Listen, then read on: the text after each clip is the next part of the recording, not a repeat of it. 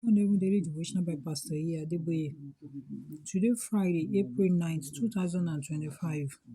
Topic: Your Lifetime. Memory verse. Psalm 24, verse 6. Psalm 24, verse 6. This is generation of them that seek him, that seek thy face, O Jacob. Selah. Bible reading. Ecclesiastes chapter 3, verse 1 to 8. Ecclesiastes 3, 1 to 8. To everything there is a season, and a time to every purpose under the heaven. A time to be born and a time to die. A time to plant and a time to pluck up that which is planted. A time to kill and a time to heal. A time to break down and a time to build up. A time to weep and a time to laugh. A time to mourn and a time to dance. A time to cast away stones and a time to gather stones together. A time to embrace and a time to refrain from embracing. A time to get and a time to lose, a time to keep and a time to cast away, a time to rend and a time to seal, a time to keep silence and a time to speak, a time to love and a time to hate, a time to war and a time of peace. Message: a person's lifetime is the period between the fellow's birth and death. Today's Bible reading says that there are seasons for everything and a time for every purpose under heaven. Everyone is assigned to a purpose here on earth, and after a while, regardless of whether they fulfill their purpose or not, they die. Once you leave the earth, another generation will come on the scene and play their own part according to God's design, according to Ecclesiastes chapter 1, verse 4. Ecclesiastes 1 4. The question is, during this period, when you are playing your own part, will you make a mark in the sands of time?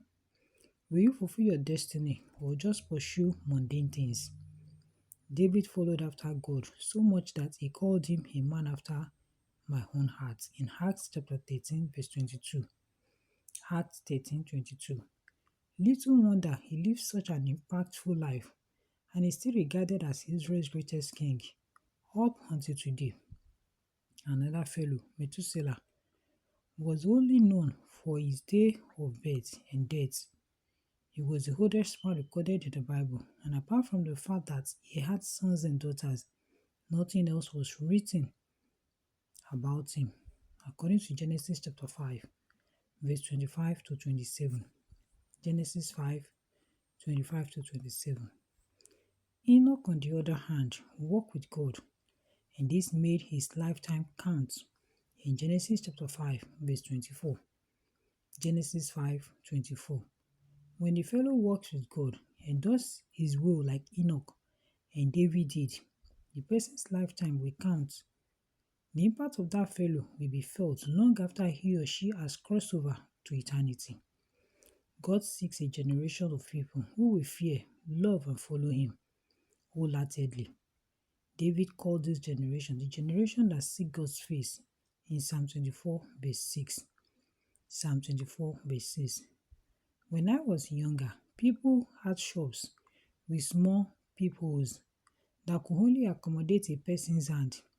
If someone wanted to buy something, the shop owner will stretch his or her hands through the peephole to collect the person's money and pass the goods out, after which the fellow will leave. However, if the fellow insists on seeing the shop owner will open the door so they can meet face to face. Beloved, God wants you to seek his face and not just the blessings in his hands. If you want your life to matter, don't focus on the things you can get from him. Seek his face so you can have access to him. Don't only ask God for material things.